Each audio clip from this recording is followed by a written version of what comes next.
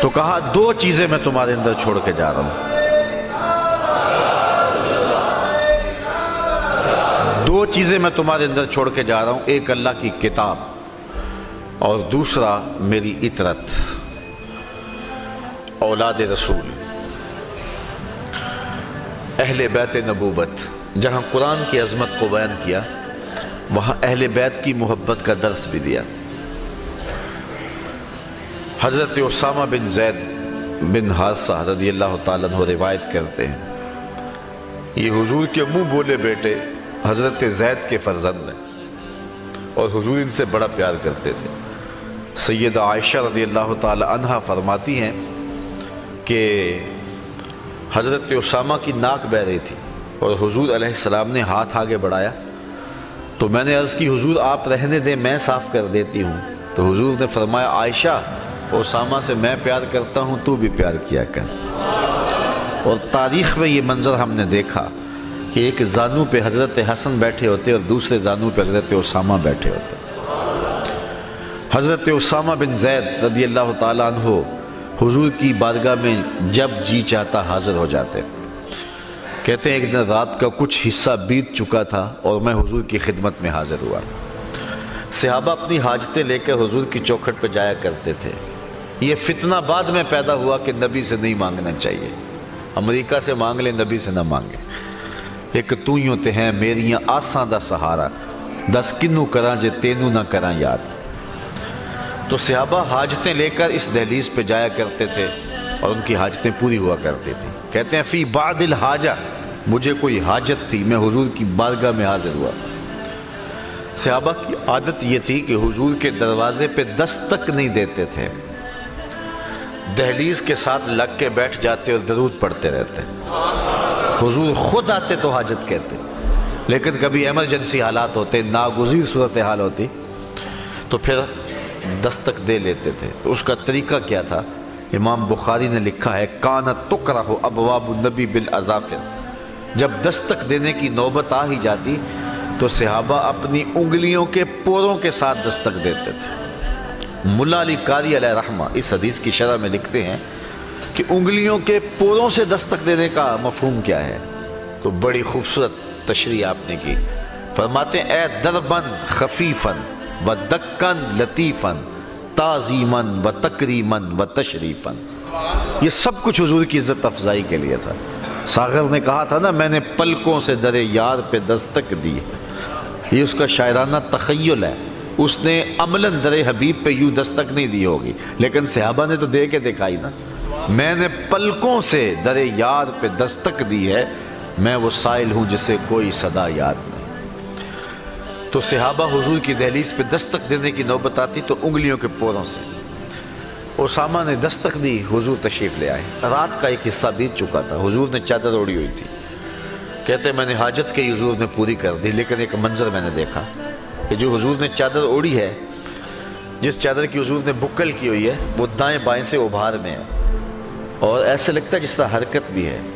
مجھ سے نہ رہا گیا، میں نے پوچھ لیا، میں نے کہا حضور چادر کے اندر کیا ہے؟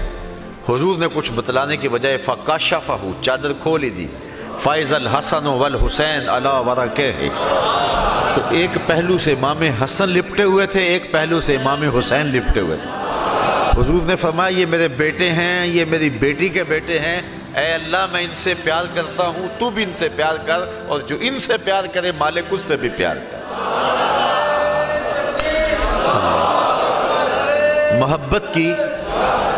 محبت کی دوسری داستان سنیے۔ حضرت حذیفہ بن یمان رضی اللہ تعالیٰ عنہ صاحب و سر رسول اللہ، حضور کے رازدان، حضور نے جب راز کی بات کہنی ہوتی تو حضرت حذیفہ کو کہتے، اور صحابہ دیکھتے کہ کس جنازے میں حضرت حذیفہ شامل ہیں۔ جس جنازے میں حضرت حذیفہ شامل ہو جاتے بلا دھڑک شامل ہوتے کہ یہ کسی منافق کا جنازہ نہیں، مومن کا جنازہ ہے، چونکہ حضور نے ان کو بتایا ہوا تھا کہ مومن کون ہے اور منافق کون ہے۔ حضرت حذیفہ رضی اللہ تعالی عنہ حضور کے رازدان، مسجد نبوی سے کچھ فاصلے پہ گھر تھا۔ دن کی نمازوں میں تو حاضری ہوتی، لیکن شام کی نمازوں میں مسئلہ ہوتا، اس لیے کہ ماں بوڑھی تھی اور ماں کی خدمت ضروری تھی۔ اس لیے وہ حضور کی خدمت میں نماز کے لیے نہ آ پاتے، لیکن دل میں آرزو تھی کہ میں حضور کے پیچھے نماز پڑھوں اور حضور کی زبان سے قرآن مجید کی تلاوت سنوں۔ تلاوت تو کوئی بھی کرے لطف آ جاتا ہے، لیکن جب صاحب وہی تلاوت کرتے ہوں گے رنگ تو کوئی اور ہی ہوتا ہوگا۔ حضرت ابو موسیٰ اشعری رضی اللہ تعالیٰ عنہ فرماتے ہیں فجر کی نماز تھی، حضور تھے، سورہ والضحیٰ کی تلاوت تھی، ابھی تک نشہ ہی نہیں اترا۔ کیسے مناظر ہوتے تھے، تو کہا کہ میرا جی چاہتا تھا کہ میں حضور کے پیچھے نماز پڑھوں، لیکن ماں کا بڑھاپا آڑے آتا۔ ایک دن میں اپنی ماں کو کہا امی اگر آپ مجھے اجازت دیں تو میں حضور کی بارگاہ میں جاتا ہوں اور نماز پڑھتا ہوں اور آپ کے لیے اور اپنے لیے حضور سے مغفرت کی دعا کرواؤں گا۔ لالچ بڑی اچھی تھی، ماں نے کہا جا پتر میں اجازت دیتی ہوں۔ حضرت حذیفہ اٹھے اور حضور کی خدمت میں حاضر ہو گئے۔ صحابہ کی شدید آرزو تھی کہ حضور ہمارے لیے دعا کر دیں، انہیں پتہ تھا یہ ہاتھ اٹھ گئے تو خالی نہیں موڑے جائیں گے۔ اجابت کا صحرا عنایت کا جوڑا دلہن بن کے نکلی دعائے محمد صلی اللہ علیہ وسلم۔ حضور کے جب ہاتھ اٹھ جاتے تھے پھر قبولیت کے در واہ ہو جاتے تھے۔ اللہ تعالیٰ خود قرآن میں فرماتا ہے کہ محبوب ان کے لیے دعا کر دو، ان صلاتک سکن لہم، جب آپ دعا کر دیں گے ان کے سینے میں ٹھنڈ پڑ جائے گی، انہیں سکون ہو جائے گا۔ حضور کی عادت یہ تھی کسی کے ہاں تشریف لے جاتے تو دروازے پہ دستک دیتے اور بلند آواز سے کہتے السلام علیکم، اگر جواب آیا تو ٹھیک، ورنہ دوسری مرتبہ السلام علیکم، جواب آیا ٹھیک، نہیں تو تیسری مرتبہ، 3 مرتبہ بھی جواب نہیں آیا تو حضور واپس تشریف لے جاتے تھے۔ اور ادب یہی ہے، کسی کے ہاں دستک دو، 1 بار 2 بار 3 بار، جواب نہیں آیا تو پھر کبھی صحیح۔ کچھ لوگ تو دھرنا دے کے بیٹھ جاتے ہیں، اور یہ موبائل کا ادب اس سے سمجھنا چاہیے کہ 1 مرتبہ آپ بیل کریں، 2 مرتبہ کریں، 3 مرتبہ کریں، نہیں جواب آیا تو پھر صحیح۔ تو یہ نہیں ہے کہ آپ بار بار جو ہے وہ کرتے جائیں۔ تو حضور علیہ السلام کسی کے ہاں تشریف لے گئے اور آقا کریم علیہ السلام نے کہا السلام علیکم۔ وہ صحابی گھر پہ ہی تھے، دروازے سے حضور کو دیکھا بھی، سوراخوں سے آواز بھی پہچانی، لیکن بلند آواز سے وعلیکم السلام نہیں کہا، دل ہی دل میں کہا وعلیکم السلام۔ حضور نے پھر کہا السلام علیکم، انہوں نے پھر پہچانا کہ حضور ہے اور جی میں کہا وعلیکم السلام۔ حضور نے پھر تیسری مرتبہ کہا السلام علیکم، تو انہوں نے دل ہی دل میں کہا وعلیکم السلام۔ خیر 3 مرتبہ ہو گیا، حضور واپس جانے لگے، جلدی سے دروازہ کھولا، کہا میرے بخت جاگے حضور آپ آئے۔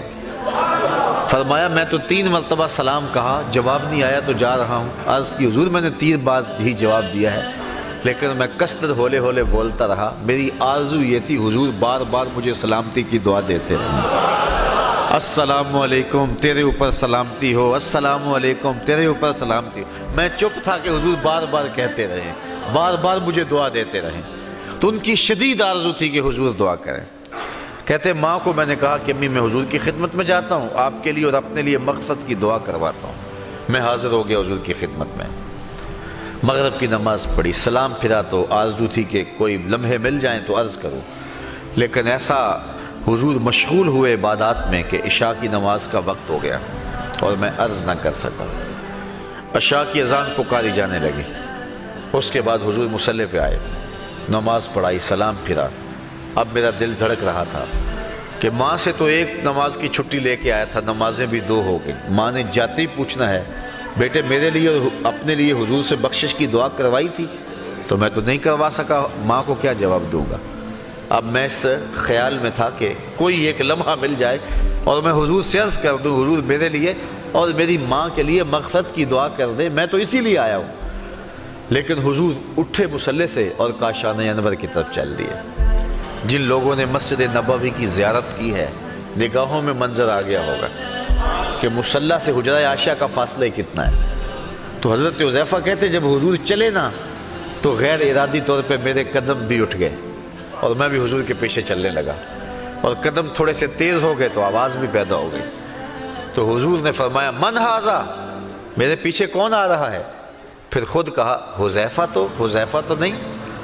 کل تو نام، میں نے کہا جی جی حضور میں حذیفہ ہوں۔ اب دل دھڑک رہا تھا ایک لمحے کے لیے حضور رک جائیں، رخ پھیریں اور میں عرض کری حضور میرے لیے اور میری ماں کے لیے مغفرت کی دعا کر رہے ہیں۔ حضور نے فرمایا من ھذا کون ہے؟ حذیفہ تو نہیں ہے۔ کل تو نام، میں نے کہا جی حضور میں حذیفہ ہوں۔ تو حضور نے فرمایا ما حاجتوں کا غفر اللہ لک ولأمک، اللہ تجھے بخش دے، تیری ماں کو بخش دے، کیا کام ہے؟ کس لیے آئے ہو؟